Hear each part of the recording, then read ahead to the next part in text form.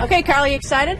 I am excited. I'm excited after all this talk and 160 events. Is that really? In Iowa. Yes, 160 here? Probably, yes, in Iowa over the course of the year. I'm excited that finally the caucus goers of Iowa get to speak, because everyone else has been talking for quite long enough now. All right, you're going to some of the caucuses.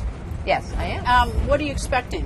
Tell me what you're going to do. Well, you know, I'm going to do two things. I have my husband's going to caucuses, our daughter and son-in-law are going to caucuses, and of course we have people speaking and standing up and speaking for us all across the state of Iowa. But what I'm going to do is shake every hand I can and talk to people, and then you get 3 minutes to talk, and so I'll take my 3 minutes and say to the voters of Iowa that we have to take our country back, and I'm a leader that can stand with citizens of this nation and do so. All right, you've been to so many events here in the state. How many caucuses do you think you can make tonight? You? Oh, me personally, I can probably only make 2, because they are pretty concentrated in time, and you only get 3 minutes, and you can only drive so much. So I'll be at 2 tonight. And when do you expect that the race will be called? Well, see, I don't know, because it depends. I think they have a better system now, so hopefully the results will come in sooner. But you don't know. We're prepared to stay as long as we got to stay, and then we're going to get on an airplane and fly out to New Hampshire. So it might be late tonight, might be early tomorrow. Is this RV going to make it to New Hampshire, or do you leave this one here and move on? No, someone will be driving this RV to New Hampshire a little bit later today. Oh, really? Yeah. Oh, no kidding. So that'd be, well, better beat the snowstorm. Better get That's out right. fast. Yeah, the weather's supposed to turn, so. And so we'll see. I'll probably get a ride in New Hampshire. Well, sure. If you want to ride in New Hampshire, you get a ride in the Carly RV in New Hampshire. That's great. That's wonderful. All right. I want to talk to you about some issues. One of the issues that drives me nuts is that General Motors had 124 people die from a bad ignition switch. That for 10 years they knew was happening, that they had a bad switch, and that some employees, they knew about it, and some even hid it from regulators, so that it went far longer than it should have. The Justice Department, in its wisdom, and I say that very sarcastically, fined GM $900 million, but not one person was indicted. No grand jury was convened to see whether someone should be indicted. So no one is held criminally responsible, and that $900 million is paid for by shareholders and those of us who buy GM cars in the future when we have to pay a little more to pay off the $900 million. Will a Carly Fiorina administration have a Justice Department that will have a couple perp walks? We'll start indicting these people instead of letting these companies get off the hook paying civil penalties. Absolutely. And by the way, taxpayers bailed out General Motors, which they shouldn't have, because General Motors was the source of its own problems.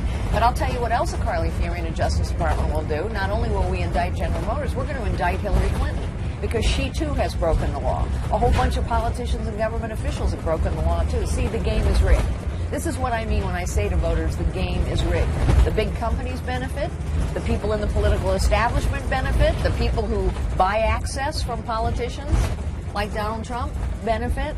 The system is rigged. We got to take our country back. All right, I'm not convinced Hillary Clinton violated the law. Take a look at the law, just so you know. I mean, it's like, especially if these emails were upgraded later to some classified. I don't know. It's all murky, all well, let's confusing. say this: David Petraeus got indicted. Right. I'm just saying that I'm just careful as that, for at least for me, I'm not convinced yet. But anyway, we'll leave it at that. All right. It may turn out that you're right. I just don't know. All right. So we're going to get some perp walks. Yeah, in government, of politicians, and of companies as well.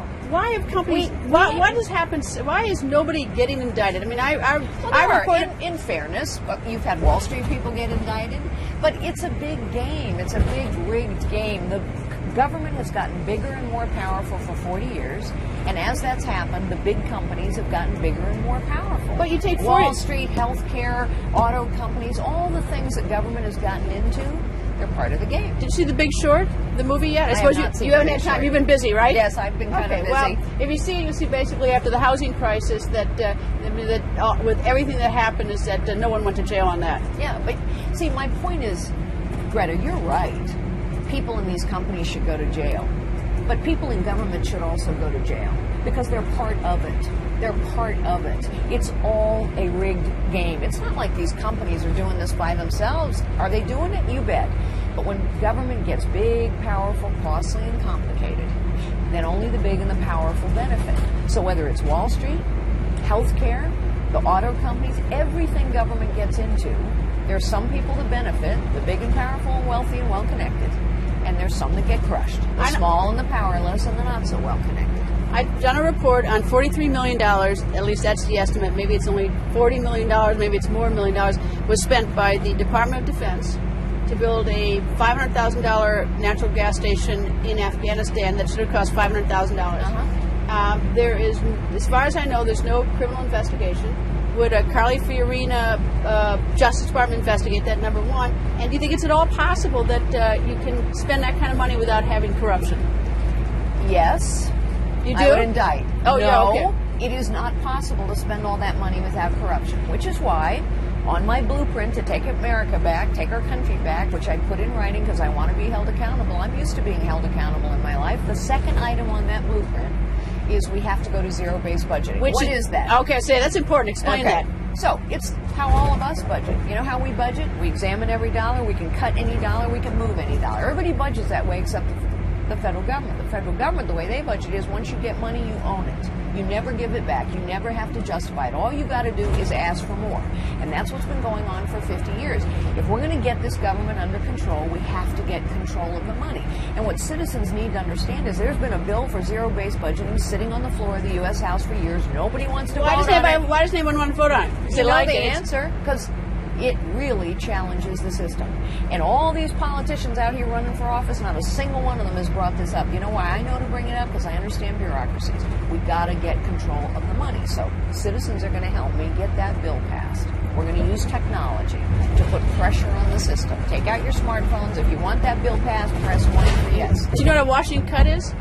Spending cut? Yeah, it's slowing the rate of increase. Yeah, that's right. It's never cutting anything. I don't think that's why. Which American people slowing the rate of increase. That's it. If the American people would just understand it, I think they'd probably be up in arms if they knew that what a Washington spending cut is just not spending as much as you expect it to. But you see, here's the thing, Greta.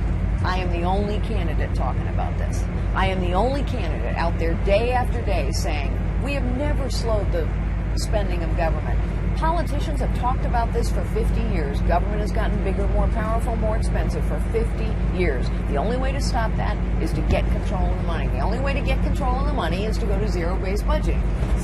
Citizens, we got to take our country back. Yeah, I mean, this is nothing the president can fix, but something else that annoys me is we have all these committees on Capitol Hill that are oversight committees, and I'm rather sarcastic, and I call them after sight, because after the money has been wasted and spent, whether it's this $43 million on this gas station, that's when they go. That's when they have hearings. Well, it's too late. The money has been spent. I mean, like, what good is an after sight committee?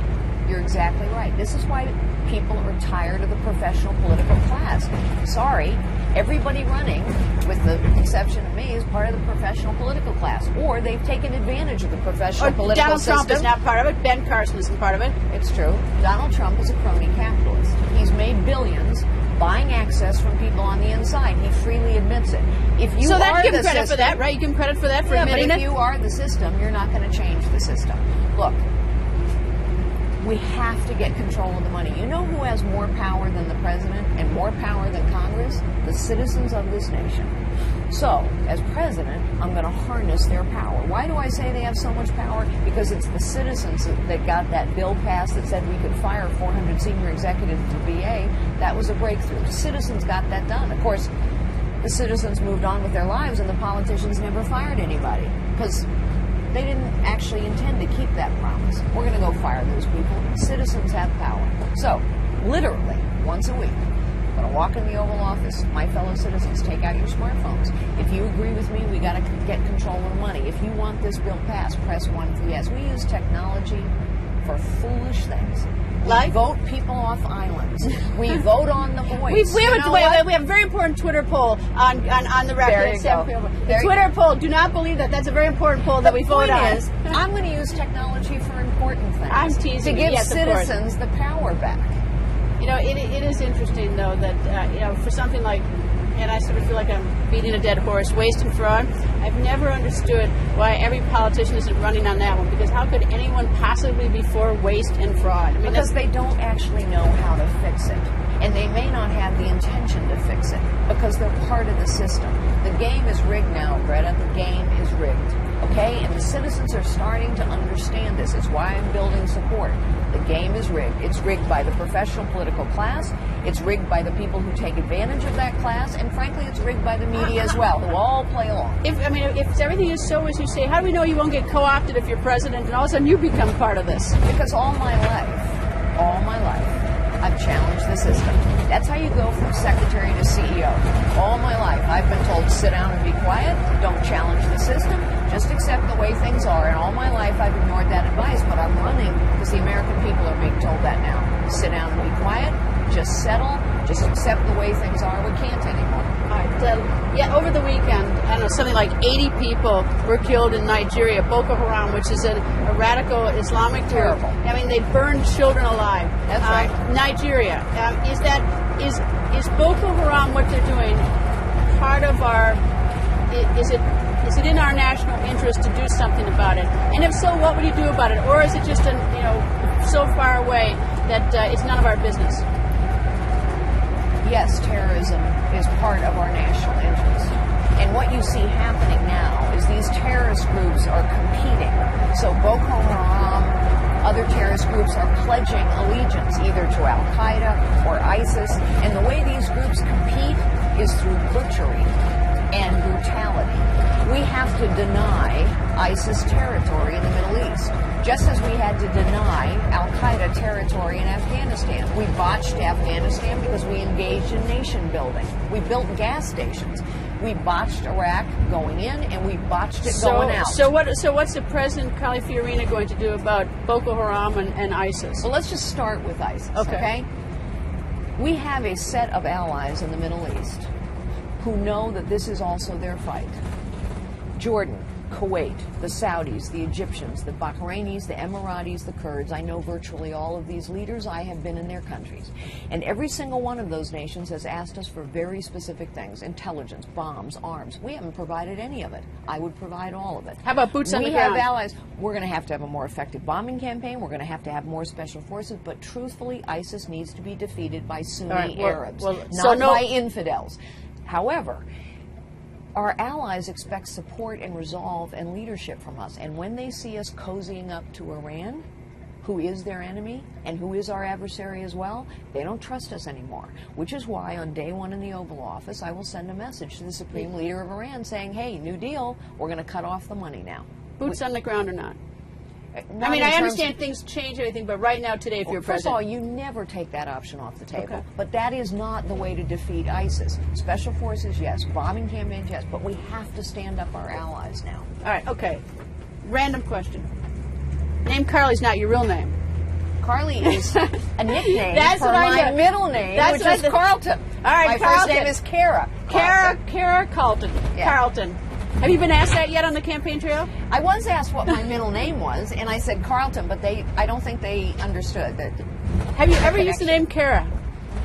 No, because my sister, who's older than I am, is named Clara, and my mother decided Clara and Kara rhyme too much. But it's a little, she gave you the name, right? Yes. I was named after one grandmother. My sister was named after the other grandmother. However, my sister's middle name is Hall, and you can't call a girl Hall, so they called me Carlton. Carly. Who shortened it to Carly? My mother. Yeah. That's nice. I was looking up, I was doing research, and I thought, Carly's a nickname. That's right. Anyway. That's right. Well, this will be exciting tonight. It is going to be exciting. Where are you going to watch the caucus results? Well, we are at the Hilton Garden Inn in West Des Moines, Iowa. That we just blew your security. Oh, no. We're having a party there. People know we're there. All right. And who's going to be there? Well, we have a lot of supporters there. Yeah. Family? My husband's there. Our daughter and son-in-law are there.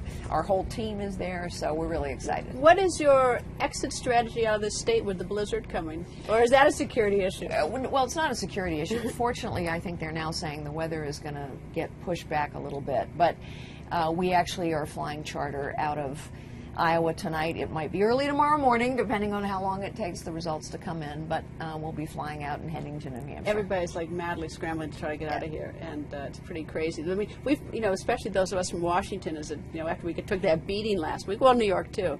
After that beating, everyone's afraid of the snow. Well, in fact, it's funny because when we took that beating, I spoke at the March for Life, and then right. got out of Washington just in time. And were you in Washington? That was on a Friday morning. Yes. Were you in Washington Wednesday night? 2 days before that? I don't remember. Oh, you I don't remember where I was, but no. The short answer is no. No, because you would remember it because that was one of the craziest nights I've ever been in that was Washington. when everybody got stuck in traffic. There was a dusting Wednesday night, and I'm from Wisconsin, so I'm rather arrogant about this stuff, rather show-offish. And it usually takes me 25 minutes to get home. It took me almost 3 hours to get home. Yeah, I read people that. were I don't even know where these people came from. I've never seen so many cars in my life in Washington. Yeah. And the whole city went nuts. I've never seen anything. It was absolutely paralyzed. And there was just a slight dusting. It was crazy. No, I was in Iowa Wednesday night. It's all coming back to me now. Okay. Sometimes I don't know where I'm going to be the next hour, much less a week ago. But I was in Iowa. Well, anyway, it's pretty crazy. Well, good luck getting out of here tonight, and I'm sure you will. And on to New Hampshire, and we'll get a ride in New Hampshire, I hope. When is this arriving? Do you know? 4 days? I don't know exactly, but you can have a ride in New Hampshire. You better leave now to beat the storm, too. I don't think this has four-wheel drive.